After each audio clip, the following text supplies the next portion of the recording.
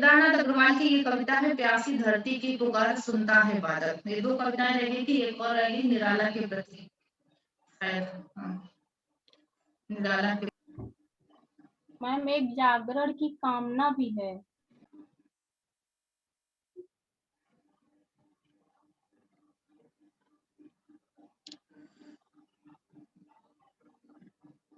केदारनाथ अग्रवाल जी की कविता प्यासी धरती की पुकार सुनता है बादल, ये दोनों भी पढ़ लेते हैं, फिर जो दो बची हैं इनकी उनको बाद में करते हैं, ठीक है। तो लिखते हैं केदारनाथ अग्रवाल जी की प्यासी धरती की पुकार सुनता है बादल और बरस पड़ता है जैसे, प्यासी युवती की पुकार सुनता हूँ मैं भी और बरस पड़ता हूँ वैसे। व्याकुल नदियों की पुकार सुनता है सागर और उमड़ पड़ता है जैसे, व्याकुल छवियों की पुकार सुनता हूँ मैं भी और उमड़ पड़ता हूँ वैसे। प्यारे फूलों की पुकार सुनता है भौरा और चूम लेता है जैसे, प्यारे होठों की पुकार सुनता हूँ चूम लेता हूँ वैसे। कवि ने एक तरीके से बादल और अपने एक व्यक्तिगत जीवन की स्थितियों को वर्णन, दोनों चीजों का वर्णन इस पे किया है। तो लिखते हैं कि प्यासी धरती की, जिस प्रकार से कहते हैं, प्यासी धरती की पुकार को बादल सुनता है, ठीक है।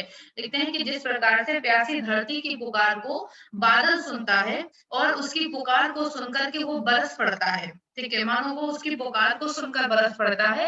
वैसे ही कहते हैं कि प्यासी युवती की पुकार सुनता हूँ मैं भी और बरस पड़ता हूँ वैसे। वैसे कवि कहता है कि एक अपनी नायिका की स्थिति का वर्णन कवि करता है कि वैसे ही मैं भी एक युवती की पुकार को सुनकर के मैं भी उसी बादल की तरह अपने एक तरह से चाहे कहो कि प्रेम की, मैं भी उस प्रेम की वर्षा मैं भी कर देता हूँ वैसे ही जैसे एक बादल धरती की पुकार को सुन करके कर देता है।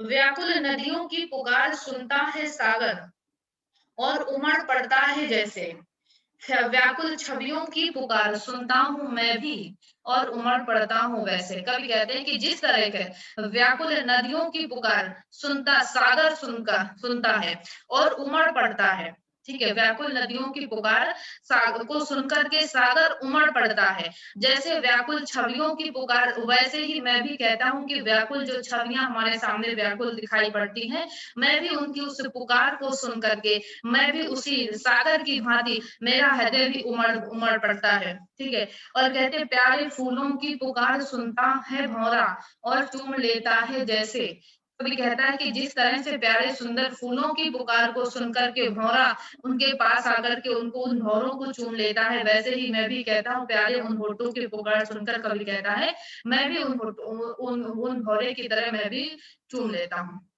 तो ये तो उनकी कविता हुई। आगे कहते हैं निराला के प्रति भी इन्होंने कविता लिखी। तो देखो निराला के प्रति दो कविताएं हैं इस सिलेबस में, एक शमशेर बहादुर सिंह की, एक केदारनाथ जी की, ठीक है। तो दोनों में अंतर ध्यान रखिएगा, कौन सी पंक्तियां किसने निराला जी के प्रति लिखी। यहाँ से भी अगर कोई लाइन रख दी गई तो आपको कंफ्यूज नहीं होना है किसने निराला के प्रति कौन सी कविता लिखी, ये ध्यान रखना उनकी पंक्तियां।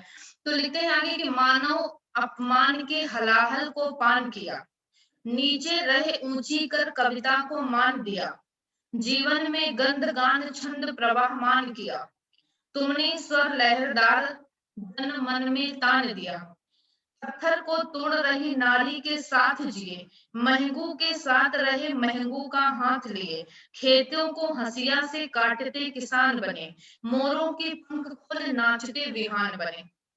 निराला जी के प्रति लिखते हैं केदारनाथ जी की मानव अपमान के हलाहल को पान किया। इनकी ज्यादातर आपने सुना होगा कि निराला जी की कविताएं पहले लोग प्रकाशित करने के लिए मना कर देते थे इनकी कविताओं को, है ना, बहुत सा इनको अपमानित होना पड़ा कई जगह। तो वही कवि लिखते हैं कि मानव के अपमान को एक विष के समान आपने उस विष के समान उसको उन अपमान को आपने पी लिया, ठीक है, नीचे रह ऊंची कर कविता को मान दिया। और कहते हैं खुद को नीचे रखते हुए कविता को एक उचित सम्मान, मान और सम्मान आपने ऊंचा करके कविता को ऊंचाई पर ले गए, कविता को वो मान और सम्मान आपने दिया। जीवन में गंध गान छंद प्रवाहमान किया। और कविता को कहते हैं कि अपने उस जीवन में गंध गान छंद के रूप में उस कविता को उस प्रवाहित किया। तुमने स्वर लहरदार दिए जनमन में तान दिया, और तुमने ऐसे लहरदार स्वर दिए जो जनमन में एक नई तान जिसने को भर दिया।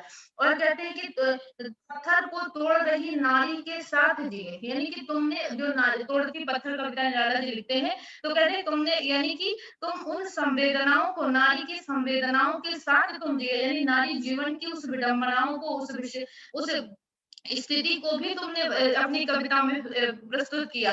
पत्थर को तोड़ने वाली स्त्री के जीवन का यथार्थ वर्णन आपने किया इस कविता में, है ना? तो कहते हैं कि महबूब के साथ रहे, महबूब का हाथ लिया। कविता इनकी रचनाओं के नायक हो सकते हैं ये। महबूब तो कहते हैं उनके ऐसे एक निम्न वर्ग के जो लोग हैं, जो जो यानी कि जो ऐसे लोग जो जीवन में कुछ बहुत कठिनाइयों से जिन्होंने अपने जीवन को जिया, जो शोषित वर्ग है, निम्न वर्ग है, ऐसे लोगों के आप साथ रहे, ऐसे लोगों का आपने हाथ पकड़ा।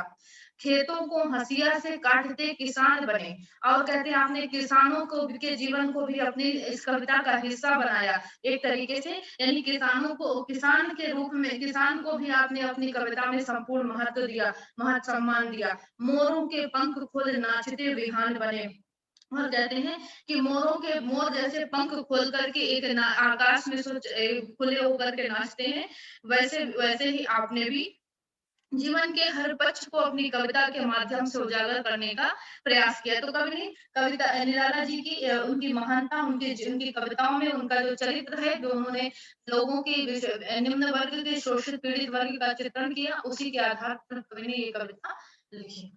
ठीक है।